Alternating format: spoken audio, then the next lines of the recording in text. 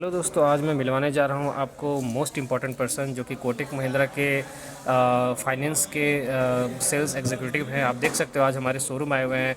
तो हेलो, कैसे हैं विकास भैया? सब सो बढ़िया है।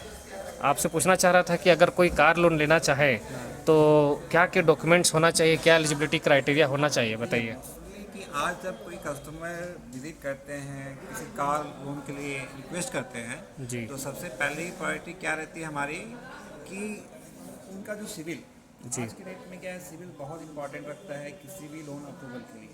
तो जी। फर्स्ट जो स्टेप होता है हम लोग का, हम लोग सिविल पे काम करते हैं। सिविल के लिए हमें रिक्वायर्ड डॉक्यूमेंट्स होता है, पैन कार्ड होता है, आधार कार्ड होता है, और एक नंबर वेरिफिकेशन के लिए होता है, एक उनका जो नंबर जो यूज़ कर रहे हैं। ये ओके। तीन चीज़ का प्राइमरी स्टेज पे हमको ज़रूरत होती है। और उस स्टेज में क्या करते हैं कि हम लोग उनका सिविल निकालते हैं।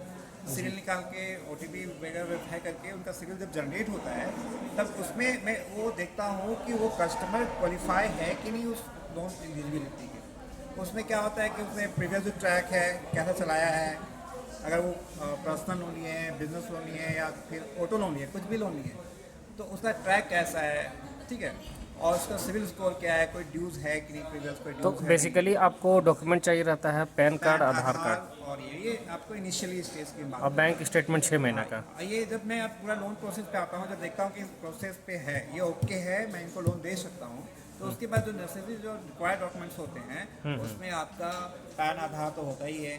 फिर आपका एक रिक्वायरमेंट में आता है, एक फ़ोटो आता है कस्टमर का। फिर बिजली बिल आता है, 6 मंथ का अपडेटेड जो होता है उनका बैंक स्टेटमेंट आता है। और पॉसिबली कि अगर वो इनकम प्रूफ कस्टमर है, यानी कहीं जॉब कर रहे हैं या फिर वो कोई बिजनेस सेटअप अच्छा किए हुए हैं, तो उस सिचुएशन में ITR, मिनिमम 2 इयर्स का ITR रिक्वायरमेंट होता है। तो उसमें जिस रेट ऑफ इंटरेस्ट कितना लगता है? जी, रेट ऑफ इंटरेस्ट देखिए, उनका जो है ना, आपका अप्रूव सिविल स्कोर और प्रीवियस जो ट्रैक होता है ना, उसके बेस्ड पे होता है, और ओके। कस्टमर का प्रोफाइल पे होता है। एक होते कस्टमर नन इनकम प्रूफ होता है, ये इनकम प्रूफ है। नन इनकम प्रूफ जैसे कि हमारे ले लेते हैं, कॉन्ट्रैक्टर को लिए, ड्राइवर प्रोफाइल ले लिए, या फिर कोई फ्रूट सेलर हो गया, या फिर जनरल स्टोर हो गया। जनरली उनके पास कोई इनकम प्रूफ नहीं होता है।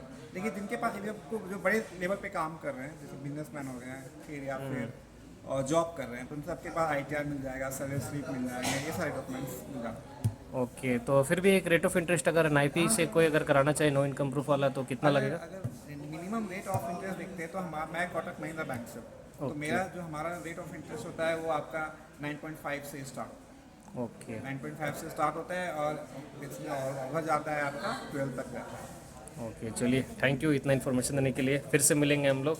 अगर कोई क्वारी होगा तो ज़रूर आपसे हम लोग जरूर संपर्क जरूर। करें।